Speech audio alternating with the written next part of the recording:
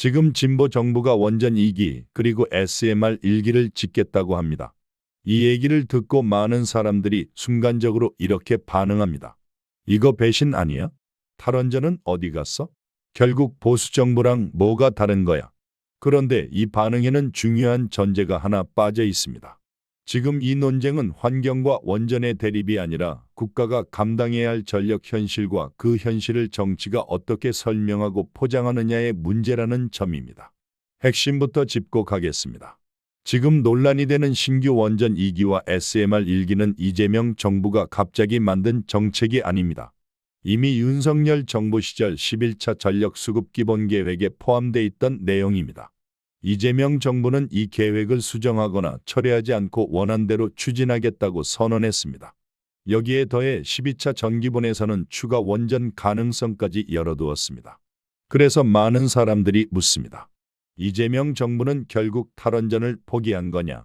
정책적으로만 보면 사실상 탈원전 종료 수순이라는 평가가 나옵니다. 다만 정치적으로는 그 표현을 쓰지 않을 뿐입니다. 탈원전이라는 단어 자체가 진영 정체성과 직결되기 때문입니다. 이 흐름을 이해하려면 새 정부의 에너지 정책을 시간순으로 봐야 합니다. 문재인 정부는 후쿠시마 사고 이후 형성된 사회 분위기 속에서 탈원전을 명확한 국가 기조로 설정했습니다. 신규 원전은 백지화했고 노후 원전의 수명 연장은 최소화했으며 재생에너지 비중 확대를 강하게 밀었습니다. 윤석열 정부는 이 기조를 정면으로 뒤집었습니다. 탈원전 폐기를 선언했고 11차 전기본에서 2030년 발전량 기준 원전 비중을 약 31.8%까지 끌어올리는 계획을 세웠습니다. 재생에너지는 21.6% 수준이었습니다. 이재명 정부는 대선과 집권 초기만 보면 신규 원전에 회의적인 듯 보였습니다. 부지도 없고 안전 담보도 어렵다는 발언도 있었습니다. 하지만 집권 이후 상황이 바뀝니다. AI, 데이터 센터, 전기차, 탄소 중립이라는 4개의 키워드가 동시에 정책 중심으로 들어오면서 에너지 문제는 이념이 아니라 계산의 문제가 됩니다. 여기서부터는 감정이 아니라 숫자입니다. 데이터 센터 전력 수요부터 보겠습니다. 10차 전기본에서는 2036년 데이터 센터 전력 수요를 1.4기가와트로 예상했습니다. 그런데 11차 전기본에서는 2038년 기준 4.4기가와트로 상향됐습니다. 3배 이상 늘어난 수치입니다. 더 중요한 건 이게 미래 예측이 아니라 현재 진행형이라는 점입니다. 2027년 기준 데이터 센터 사업자들이 신청한 전기 사용량은 약 7.3기가와트입니다. 그런데 실제 공급 가능한 전력은 약 4.7기가와트 수준입니다. 이미 2.6기가와트가 부족한 상태입니다. 이 상황에서 AI 산업 이야기가 나옵니다. 손정희는 한국 AI 산업의 약점으로 에너지를 지적했습니다. 한국에서는 글로벌 기준의 초대형 데이터 센터를 짓기 어렵다고 말했습니다. 여기에 전기차 전환이 겹칩니다. 정부의 2035년 국가온실가스 감축 목표는 신차의 70% 이상을 전기차와 수소차로 전환하는 것입니다. 수송 부문 온실가스를 2018년 대비 최대 62.8% 줄이겠다는 계획입니다. 이 말은 곧 국가 차원에서 전기 수요를 의도적으로 폭증시키겠다는 선언과 같습니다. 전력 수요 전망도 같이 보겠습니다. 11차 전기본 기준으로 전력 수요는 2025년 566테라와트시에서 2038년 735테라와트시까지 늘어납니다. 약 30% 증가입니다. 전문가들은 말합니다. AI와 데이터 센터, 전기차 확산 속도를 감안하면 12차 전기본에서는 이 숫자가 더 올라갈 가능성이 높다고. 이 상황에서 재생에너지만으로 버틸 수 있느냐는 질문이 나옵니다. 여기서 정부가 꺼낸 논리가 에너지 섬입니다. 한국은 주변국과 전력망 연계가 어렵습니다. 국토 폭이 짧아 대규모 태양광 단지를 깔기 어렵고 풍력은 입지 갈등과 출력 변동성이 큽니다. 석탄과 LNG는 줄여야 합니다. 결국 남는 선택지는 재생에너지와 원전을 병행하는 구조입니다. 그리고 그 중에서도 정부가 강조하는 카드가 SMR입니다. 이재명 정부는 SMR을 국정과제로 올렸습니다. 부산, 창원, 경주 등의 SMR 제작 지원 센터를 추진하고 있고 SMR 특별법은 여야 공동 발의로 추진되고 있습니다. 첫 산업부 장관은 두산 에너빌리티 출신 인사입니다. 인사청문회에서 SMR 산업화 5대 로드맵을 언급했습니다. 연구개발, 규제, 제조, 내수, 수출입니다.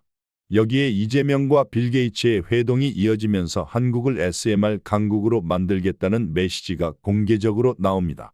정치적으로 보면 이 선택은 굉장히 계산적입니다. 문재인 정부식 탈원전과는 선을 긋고 윤석열 정부식 원전 드라이브와도 거리를 둡니다.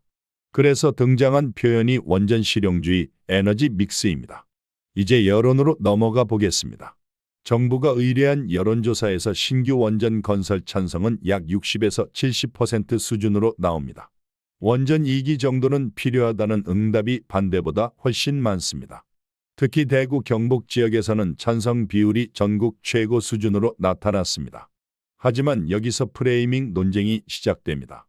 설문전에 AI 반도체, 전기차, 탄소 중립을 위해 안정적 전력 공급이 필요하고 재생에너지는 가능성 한계가 있다는 설명을 제공한 뒤 찬반을 물었다는 점 때문입니다. 진보 환경 진영은 말합니다. 이건 정책 유도형 설문이다. 공론화가 아니다. 정부는 말합니다. 정보를 제공한 뒤 판단을 묻는 정상적인 설문이라는 입장입니다. 이 지점에서 커뮤니티 반응이 갈립니다. 보수와 산업계 쪽에서는 AI 시대에 원전 말고 답이 있느냐, 독일처럼 탈원전했다가 공장 다 빠져나갔다는 반응이 많습니다. 진보 환경 진영에서는 SMR은 아직 상용화도 안 됐고 폐기물 문제도 해결되지 않았다고 말합니다. 문재인 정부의 탈원전을 뒤집은 배신이라는 프레임도 나옵니다. 중도층 반응은 상대적으로 차분합니다. 재생과 원전 병행이 현실적이라는 의견과 함께 사고와 폐기물 정보는 투명해야 하고 전기요금 부담은 결국 서민에게 돌아온다는 우려가 동시에 나옵니다. 여기서 독일 이야기가 반복적으로 소환됩니다. 정부와 보수 진영은 독일의 탈원전 이후 가스 의존, 전기요금 상승, 제조업 경쟁력 약화를 강조합니다. 탈원전하면 독일 꼴 난다는 서사입니다. 반대 진영에서는 독일의 에너지 위기는 러시아 가스와 전쟁 영향이 크고 재생에너지 비중은 오히려 빠르게 늘고 있다며 원전만의 문제로 단순화하는 건 왜곡이라고 반박합니다. 같은 데이터를 놓고 전혀 다른 결론이 나옵니다. 여기까지 오면 이 논쟁의 본질이 보입니다. 이재명 정부의 원전 정책은 이념적 선택이라기보다 전력 현실에 대한 대응입니다.